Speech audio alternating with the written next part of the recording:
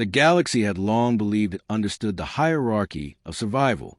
Civilizations rose, expanded, and died, yet the unshakable truth remained that the harshest world produced the most enduring species. They were called Deathworlders, beings forged by hostile gravity, volatile atmospheres, and ecosystems that demanded constant predation. Their legends told of endless wars of attrition, where only the strongest survived.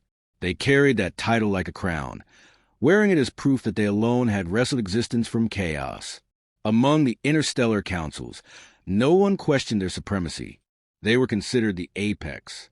Their homeworld were nightmares of storm and fire, their evolution merciless, and they expected all others to acknowledge their dominance.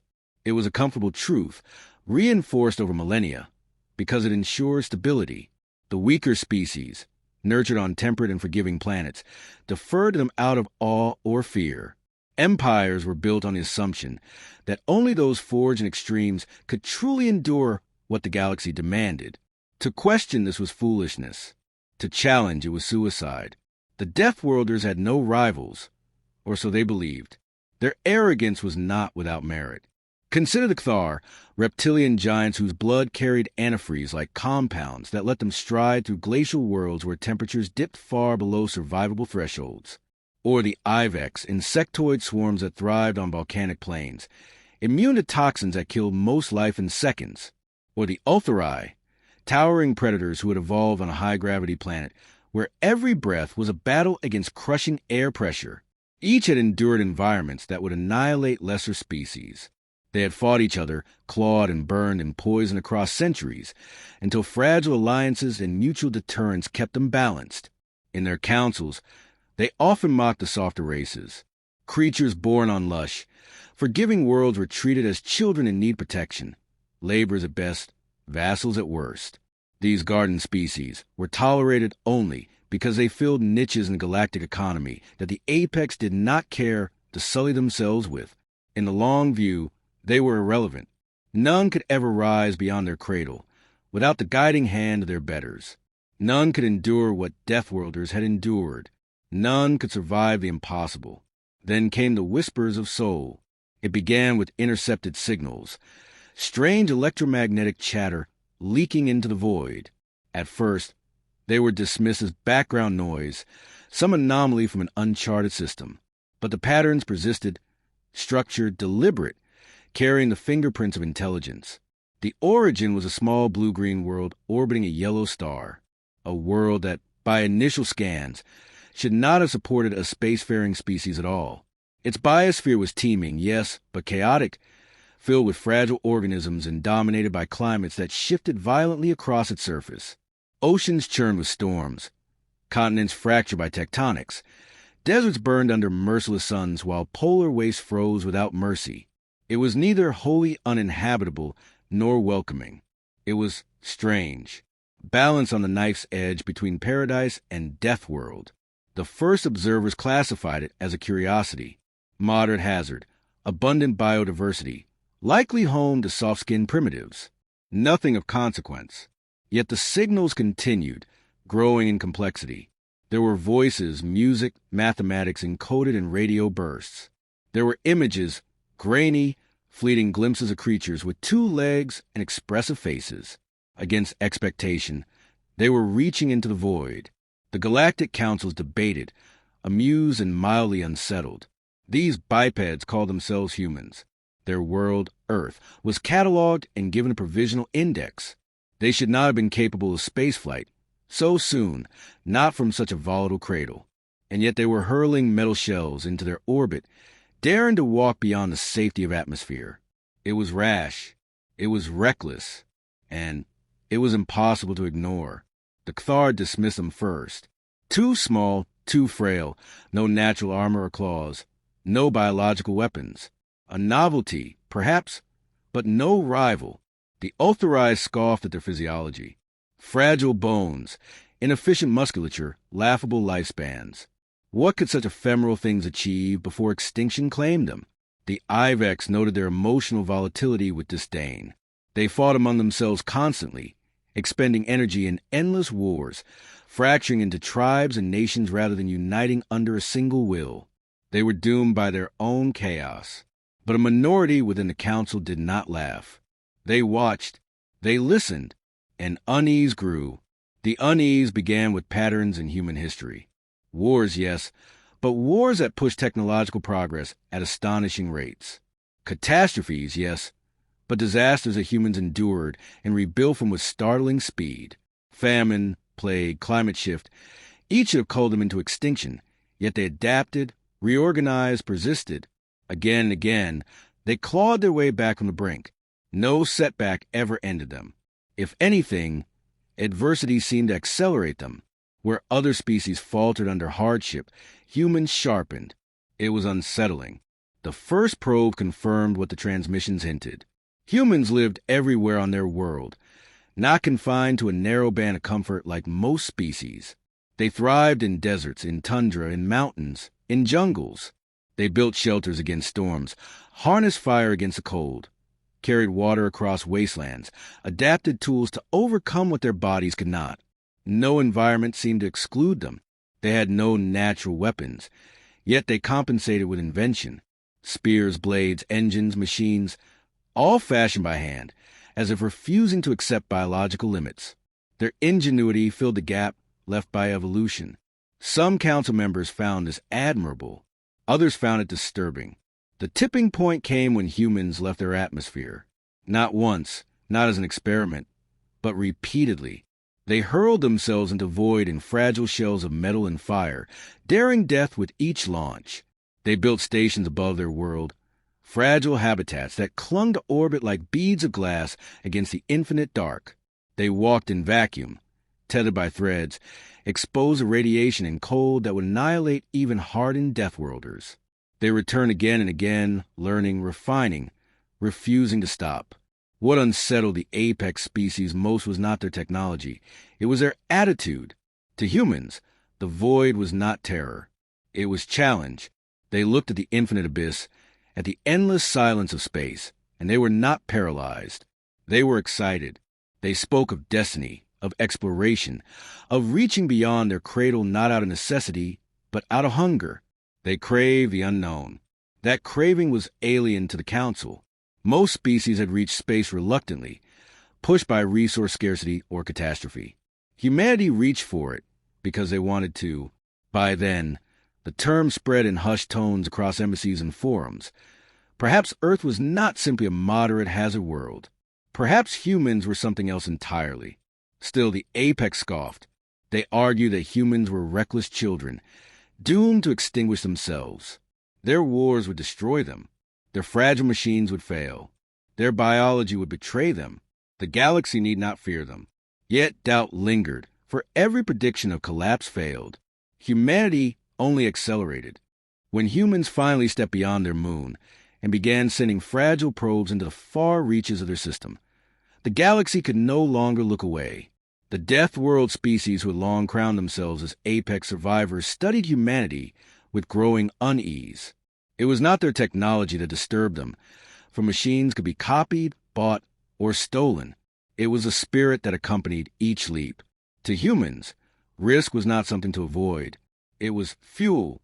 Every danger was met with laughter, argument, determination, or reckless defiance. To other species, survival meant caution. To humans, survival meant progress, even if progress demanded sacrifice.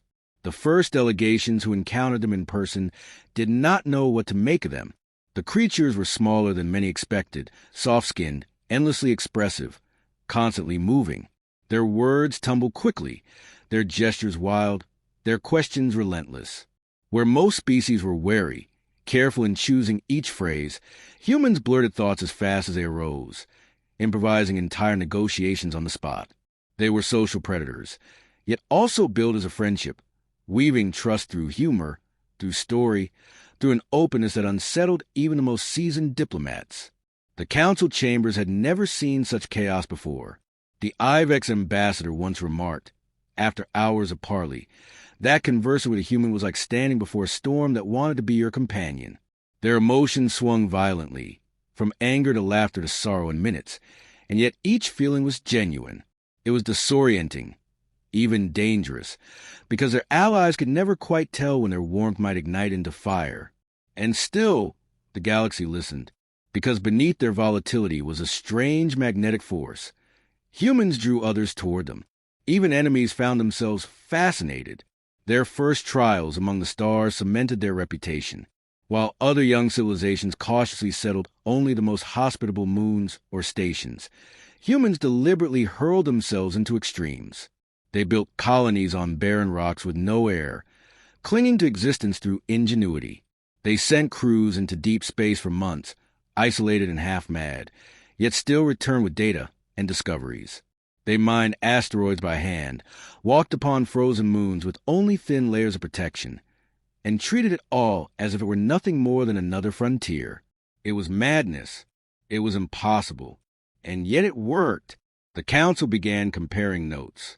In one cycle, a human ship was stranded after its engines failed near a pulsar. The radiation should have killed them within hours, yet they shielded their hull with improvised plating, rationed oxygen, and waited weeks before rescue arrived. Another crew, caught in a chemical leak, tore apart their own vessel and rebuilt the air system out of scraps, surviving where even apex Deathworlders would have succumbed. The pattern repeated until it was undeniable. Humans simply refused to surrender. When cornered, they adapted. When defeated, they found a way to endure. To some, this was awe-inspiring. To others, it was terrifying. It became worse when their psychology was studied in depth. Unlike most species, humans were not broken by trauma in predictable ways. They bent, they cracked, but astonishingly often they rebuilt themselves stronger. What should have destroyed them instead became fuel for new resolve. They called it resilience, though among the apex predators it was whispered of as something more disturbing, an ability to embrace suffering as part of their existence. Pain did not stop them. Loss did not deter them. They folded these things into their stories, their culture, and pressed on. To beings accustomed to orderly survival, this defiance of despair was alien and frightening. Perhaps most unsettling of all was their capacity for cooperation. The apex Deathworlders had long believed survival belonged to the strongest individuals or the most dominant swarms. Humanity shattered this. They thrived not because they were strongest, but because they relied on each other completely. They formed bonds across bloodlines, across tribes, across even entire species once contact spread. They shared knowledge freely, traded, allied, and lifted others with them. What one could not do, many could. What one mind failed to solve, 1,000 could. Their collectible was more dangerous than any claw or venom. It was inevitable, then, that they would clash with the old apex. The Ulthari were first to bristle openly. For ages, they had lorded their reputation as the ultimate warriors, towering hunters from a gravity well that crushed lesser beings. They expected deference from all, and for a time, humanity offered polite respect. But respect was not submission.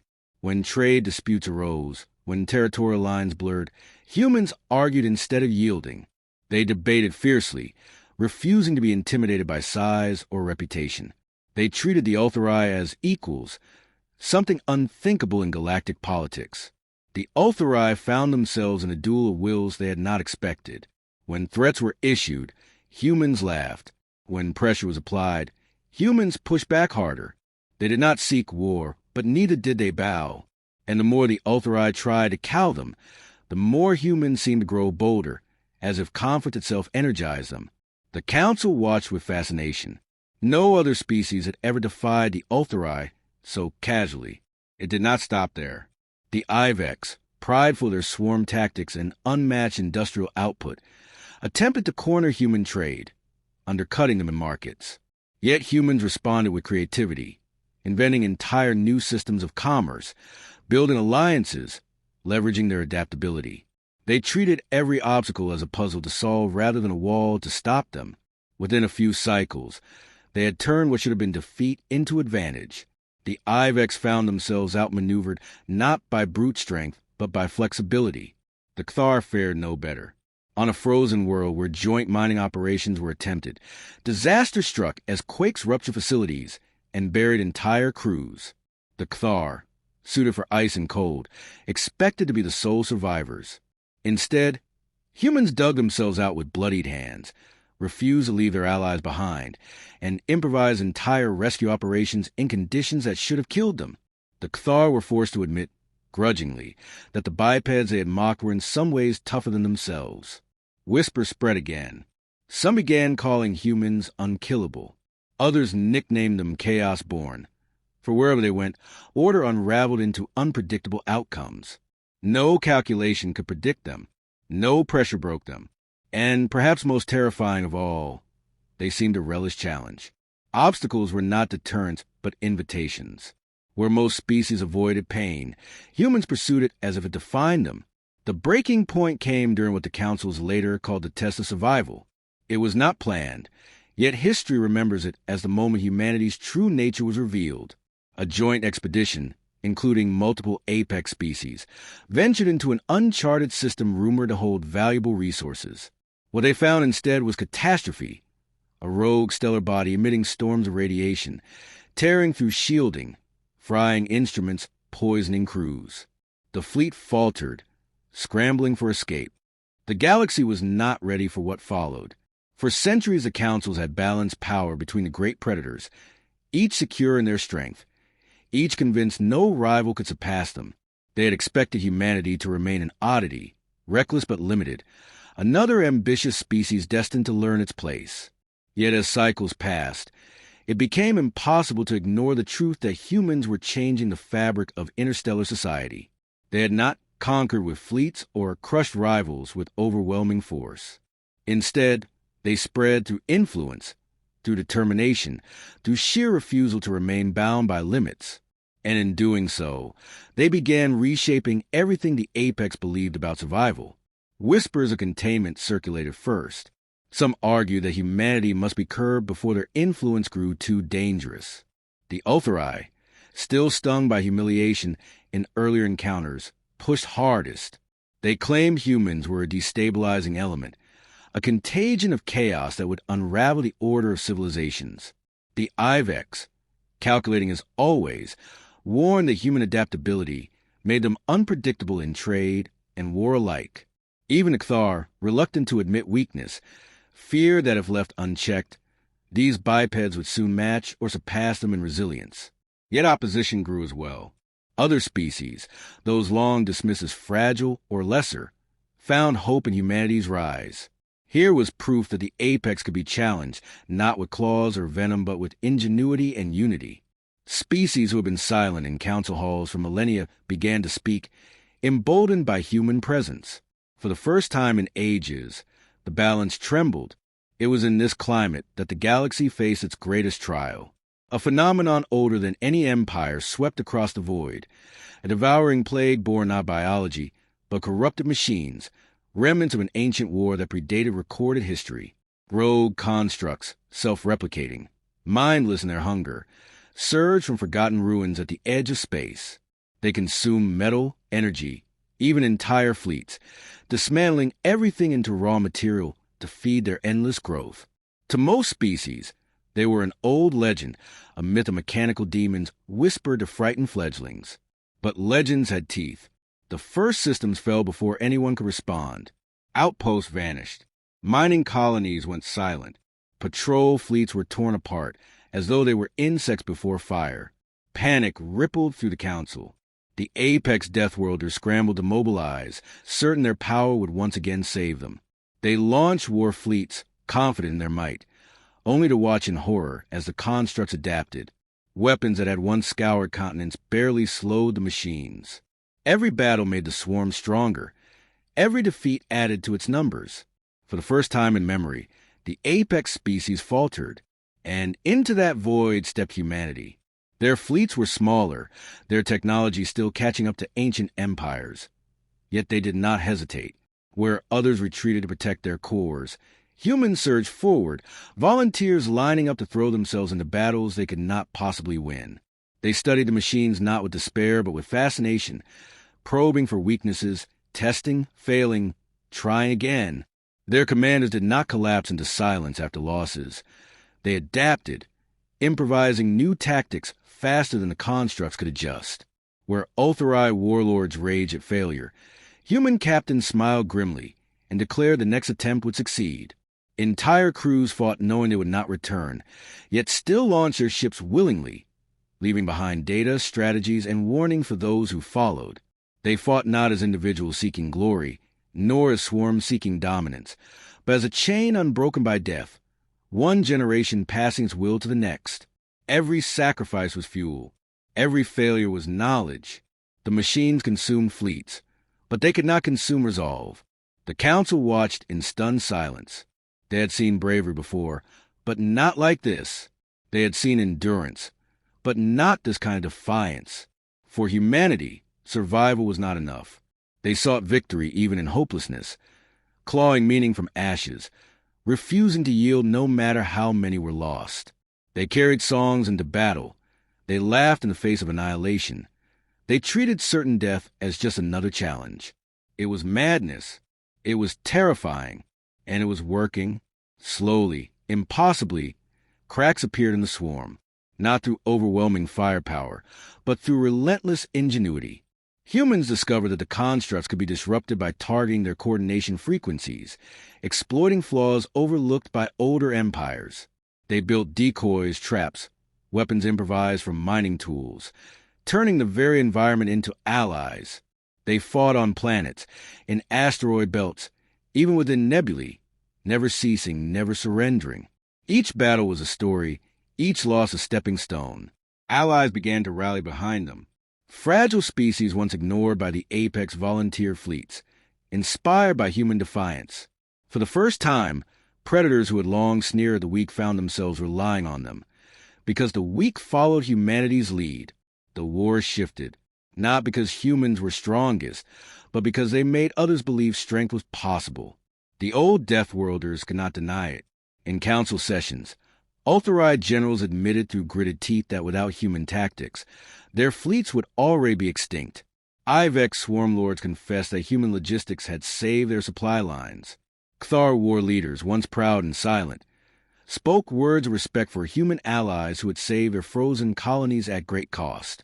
It was humiliation for them, yet also revelation. The final battle came not with overwhelming force, but with desperation. The construct had reached the borders of settled space, their numbers beyond comprehension, their hunger endless. The galaxy braced for collapse. But humanity proposed something unthinkable. A strike not against the swarm itself, but against its heart, the ancient control node buried deep in the ruins of the forgotten war. It was suicide.